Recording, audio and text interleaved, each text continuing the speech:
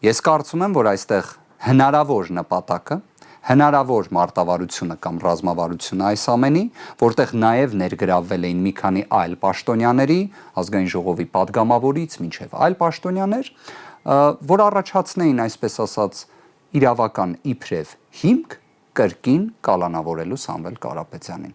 Եվ այստեղ ինչն է հետաքրքիր, այդ ամենը անում էին իբրև քաղաքական հայտարարություններ դա հրամցնելով, բայց պայմանականորեն, եթե մենք դրան լուրջ վերաբերվեինք եւ համարեինք գործադիր իշխանության ղեկավարը, եթե հայտարարություն է անում, այն չի կարող չէ լինել սուտ կամ կեղծ։ Պայմանական այդպես մենք դիտարկեինք։ Սովորաբար այդպես է լինում, բայց բացառություն։ Ընդհանրապես միջազգային փորձում գործադիր իշխանության ղեկավարի, այսինքն նման բարձրաստիճան պաշտոնյայի հայտարարությունները նույնիսկ նորմի մեկնաբանման աղբյուր են հանդիսանում միջազգային փորձում, բայց Հայաստանում այն ունի շատ մի պրիմիտիվ նպատակ, օրինակ,